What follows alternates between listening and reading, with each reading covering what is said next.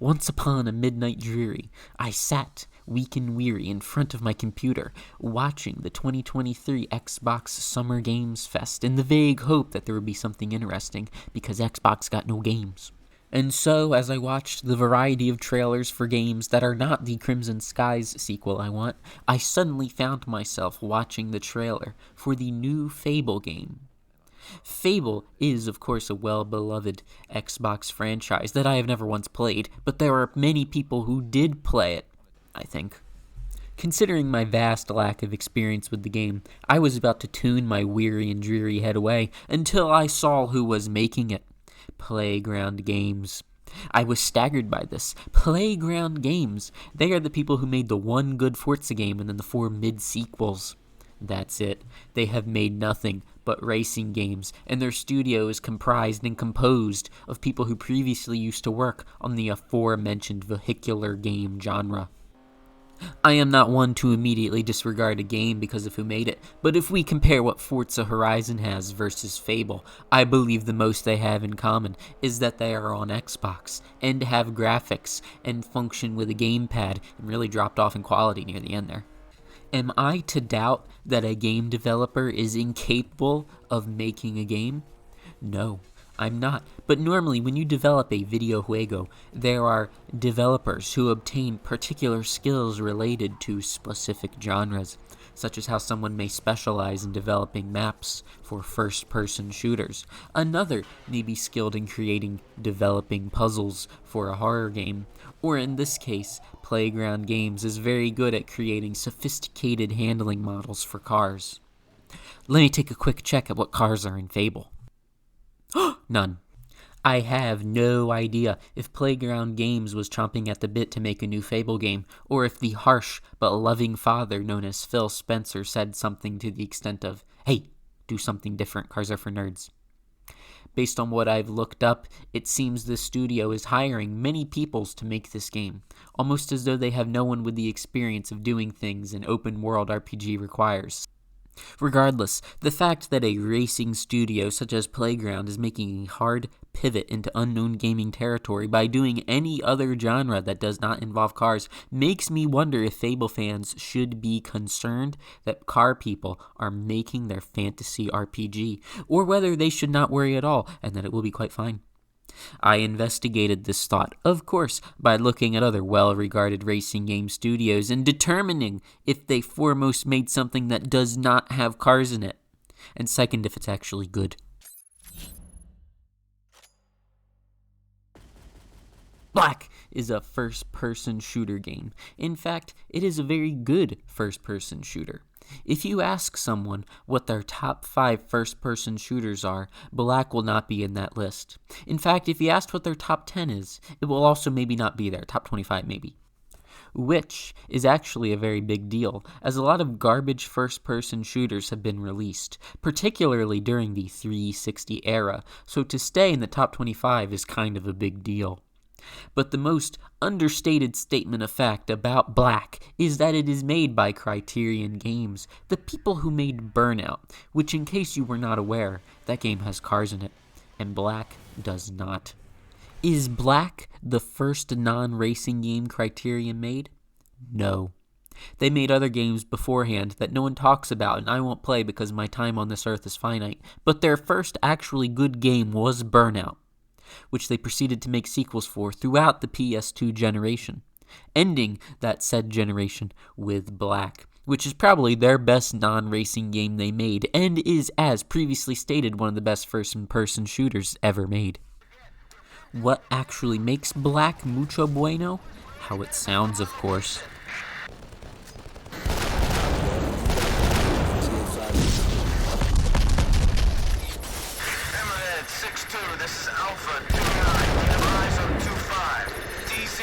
This game is an auditory spectacle. Explosions and gunfire are loud, unrealistically sounding, but that doesn't matter because Criterion said that they want Black to feel like an action movie, which are inherently not the most real. In their own words from a Eurogamer interview, Criterion said, quote, "We want to do shooting, what Burnout did for racing."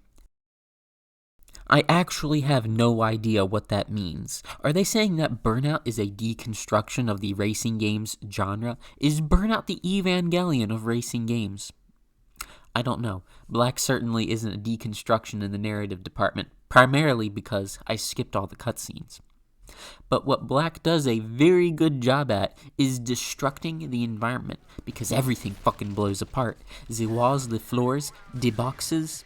Environmental destruction was nothing new for 2006, but to so cohesively combine orgasmically loud and violent gunshots, destructible environments, as well as generally satisfying gameplay loop of shooting the baddies, Black does this incredibly well.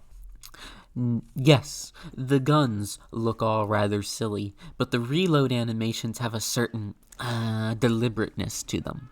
Every reload has the appearance that force is required to reload the gun. Long charging handle pulls, clanking bolt releases, forceful magazine insertions.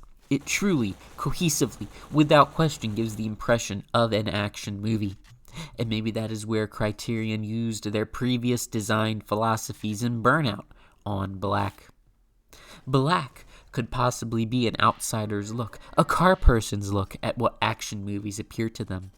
That, of course, just being incredibly loud explosions and fancy reloads on guns that don't look quite right, because who is to say a British car enthusiast will know what every firearm would look like? They just see the action. Fuck everything else. Now, one could say that Criterion hired new people to make Black. You could claim that the people that made Burnout did not make Black. This may be partially true. Few names that appear in the credits for Burnout 3 appear in the credits for Black. Criterion is a company that needs to make money. So like any other developer, they may shuffle through people like I shuffle through cards, haphazardly, hoping that you find the right people to make your new project. Or maybe they just shuffled around the people already in the studio who were more interested in making racing games to focus on Burnout Paradise, and everyone else made Black. I don't know. Who is to say? What it should be said is that the director of every Burnout since the third one, Alex Ward, was the executive producer for Black. I have no idea what his interests are. But in that Eurogamer interview I quoted earlier, he said, quote, "Shooting guns in real life is fun. We wanted to replicate that." And considering that shooting the guns in Black is fun, I believe that he clearly had all the knowledge needed to properly produce Black and understand what makes a first-person shooter fun, even if his previous experience was overseeing the creation of one of the greatest racing games ever made. So, thus, maybe, quite possibly, Fable fans have nothing to worry about. Playground Games could just hire more people to make Fable. Creativity is not bound to one genre, and whoever runs Playground certainly could have the drive to make a fantasy RPG. But what if they don't have enough money? Case in point, Body Count, made by Codemasters, the Rally Gamer people.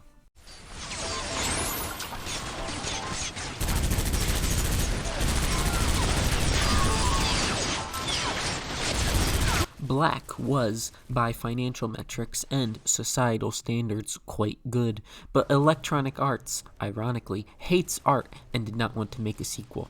So, some of the producers and developers and individuals who created Black, like the coincidentally named producer Stuart Black, went to Codemasters to make a spiritual successor 5 years later. I have no idea if these guys went to another notable racing studio because it was close, but the end result of this endeavor was, by financial and societal metrics, pretty shit. I am not going to do an incredibly deep dive on Body Count, because individuals whomst have lived their internet careers talking about first-person shooters have done a much better job of telling you why it's bad. However, as I am an expert in all things bullshittery, I shall explain it to you in simpler, abridged terms. It looks awful. Graphics do not make a game, but it becomes difficult to discern enemies when everything you see becomes a menagerie of brown, gray, and black, all matched up to a resolution worse than a Switch game. The majority of this first-person shooter game involves shooting in vague directions, hoping that something in your favor occurs. I am amazed that people would tolerate graphical fidelity like this. Even PS2 games, hell, PS1 games, when played on a silly little tube TV, look better than this. Maybe this is because there is at least cohesiveness in the graphical fidelity. If a game has similarity in the quality of the textures and the models, one could say that it looks good or has aged well. Body count does not have such quality. You will see with your own eyeballs on screen. Right now, look, it's bad. I will admit, it does have a style going on. I do not have words for it, but the monotone blue menus, the slightly cartoonish characters, there was an attempt at a vibe, but I get only half of it. It also does not help that much of this game is in drawn-out, non-noteworthy, futuristic laboratory thingy places that are more boring than the African slum, Asian slum, and then Russian slum that you play the rest of the game in. There is no plot and body count. It is intentionally vague. The most interesting thing about it is the fact that you are very obviously some faceless mercenary doing work for an evil corporation.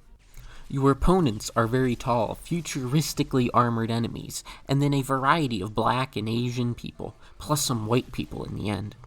The game is certainly very diverse in the people it decides that you should kill. Unfortunately, this game is not very diverse in where it matters the most, that being the gameplay. The act of shooting the guns is quite nice, not as viscerally exciting as Black.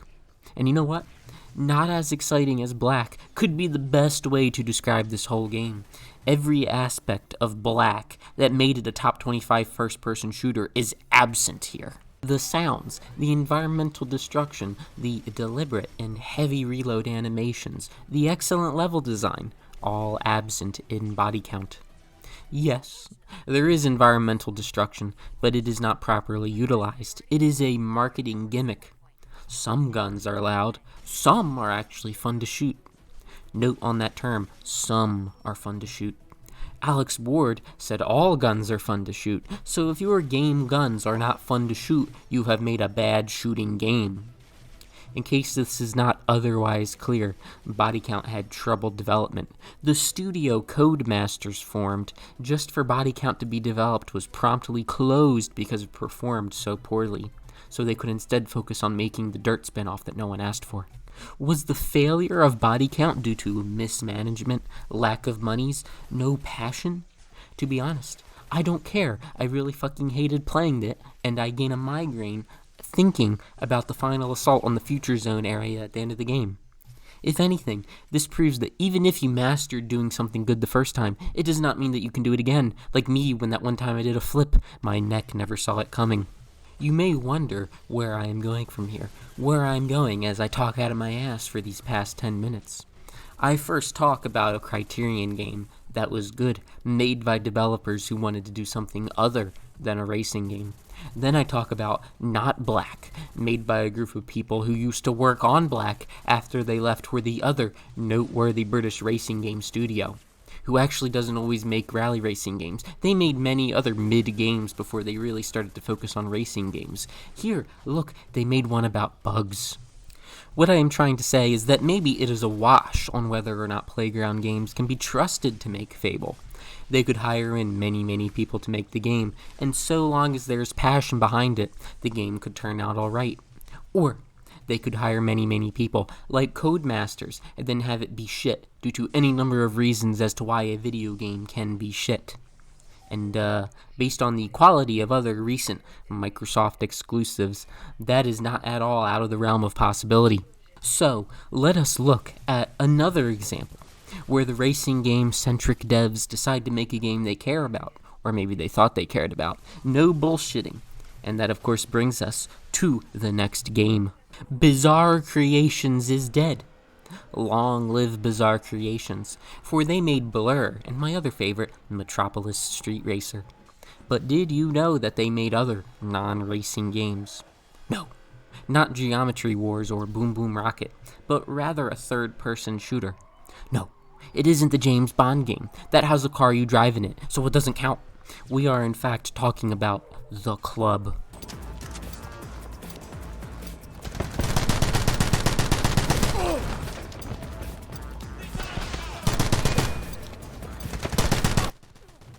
this game is fucking boring, but also really creative.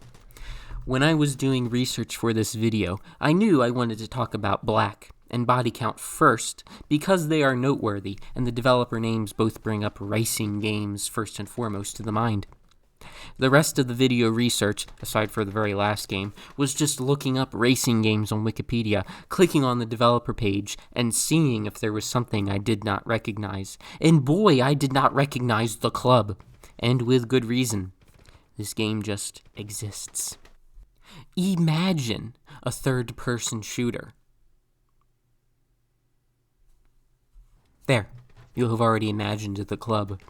It is a third-person shooter, but is fast.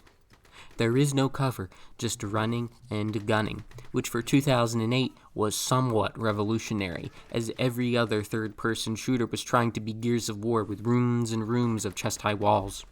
However, that is the most creative thing I can say about this game, because as I reflect on the rest of my experiences, I realize my mind draws blank with anything of note. This is a multiplayer-only game, but the multiplayer is dead, who would have thought? Yet, since this game came out when multiplayer bots were still a thing, there are single-player events you can participate in, where you do a variety of, events. Unlike many other multiplayer games, this one isn't a big arena, but rather, the maps are designed like a race course. And no, that is not just me making up bullshit video essayist observations.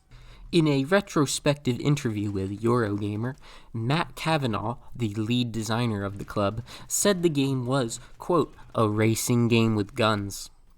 I actually have no idea what that means. Did he not play Twisted Metal? Or Full Auto? Or Vigilante 8?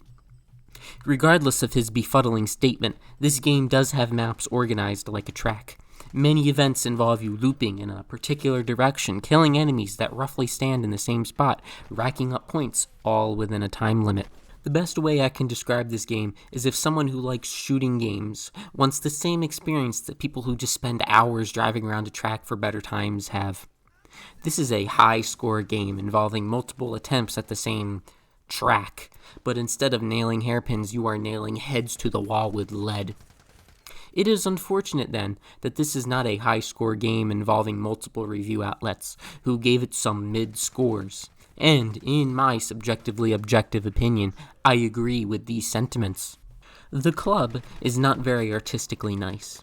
It has the ever-wonderful PS360 gray and brown sheen, which robs the game of any visual creativity that something with such a unique gameplay loop would need to stand out from the rest. And speaking of the gameplay loop, while the game asks you to do very creative things, you do them in very uncreative places, like an iron mill, a boat, or a prison. And when you actually control these characters, you'll notice that they all play like they just got out of prison. The active shooting in this game is meh, rather stiff and muted, hard to turn around and aim. Although since you mainly only move forward on the loop and seldom turn around, this is not too much of an issue, but still enough of an issue for me to be bothered by it. Plus, I just said that if your guns are not fun to shoot in your shooting game is bad, unless of course your game is artistically or narratively interesting enough to bonk on through it. But I also just said that the club has no plot and is boring to look at, so what does this game have? Well, it does have mildly interesting characters who never talk, who all have different stats like speed and strength, like picking a car in an arcade racer. It even has a Canadian. The most positive thing that can be said is that there was an attempt at something new, something different. But according to that developer retrospective I quoted earlier, and to be honest, you should read the whole article, Matt Cavanaugh said that some developers at Bizarre Creations did not actually want to make this game. No faith. If half of the people making your game have no passion, no one that plays it will have passion either, and it shows, because Blur and Project Gotham will be talked about for years to come, but I am probably the first one to utter the name of The Club in years, and will likely be that way for years to come. I find it interesting that the common link between all of these games is that they have guns. It's as though men only have two thoughts: guns and cars. Hell yeah! But the real factor is just that guns are what is popular. I made a video before on the implications of guns in video games. I'm completely unbiased, but that is beyond the scope of this video, as instead we have our scope set on the last game of this video, an action game made by a racing game studio you likely are already fond of, Polyphony Digital. When one mentions the name of the aforementioned studio, the first thing that could possibly come to mind is Gran Turismo. Or, if you are weird, Tourist Trophy for the PS2. Or, if you are really weird, MotorTune Grand Prix.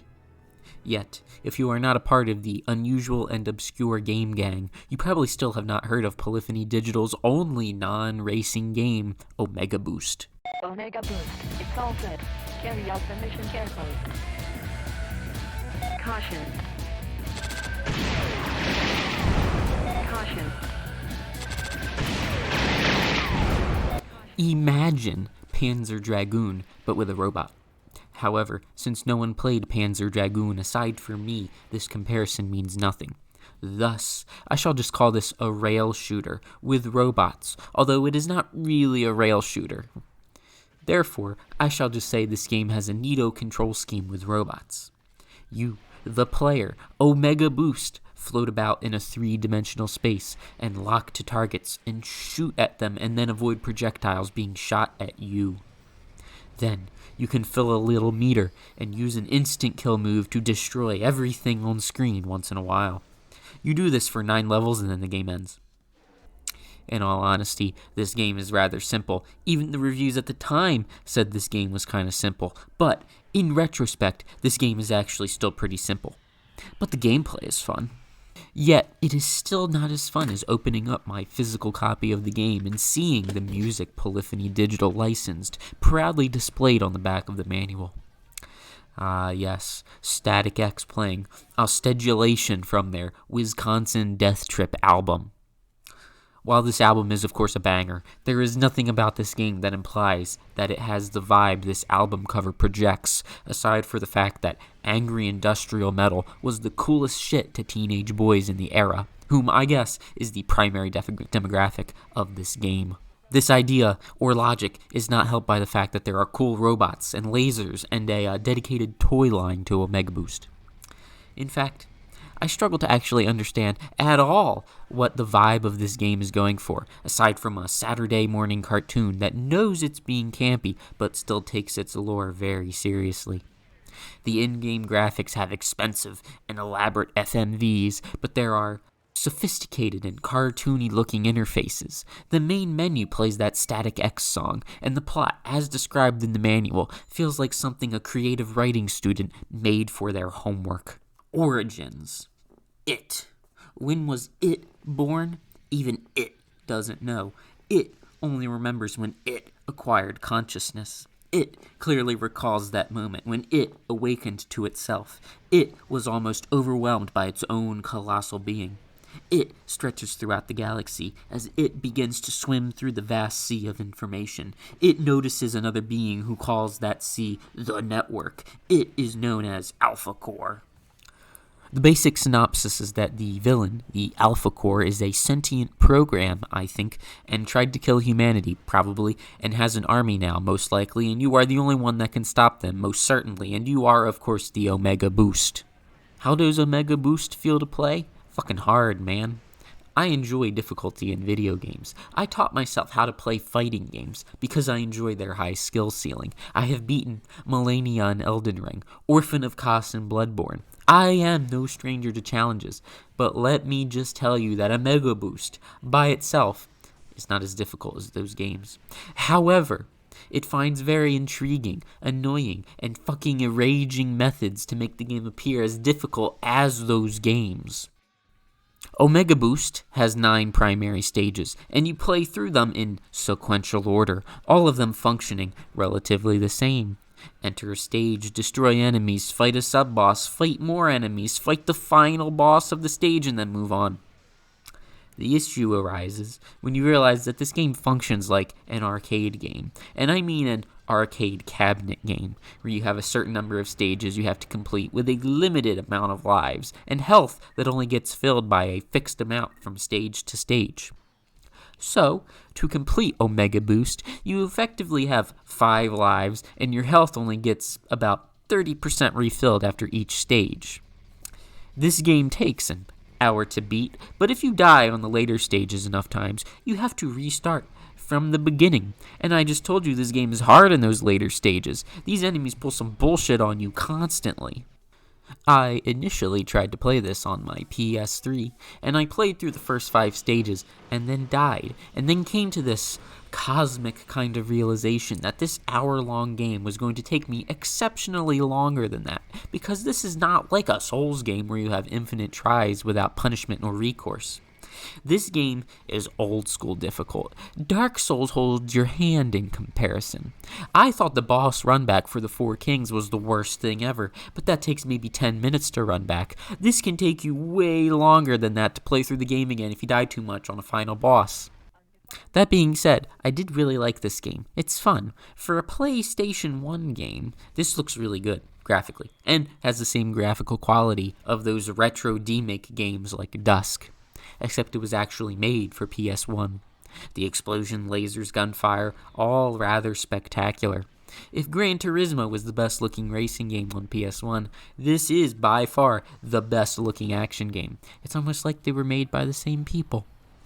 Not only that, but this game could almost be considered a video game equivalent of a musical supergroup. Polyphony Digital developed the game, but it was not done on the side by other developers. Kazunori Yamauchi produced the game, a man who of course produced and designed everything else the studio ever created. The lead artist was Shoji Kawamori, who I did not actually know of until I played this game, but he was the artist for the mechanical stuff in all of these. And the game's actual development team had members of the development team of Panzer Dragoon from Sega.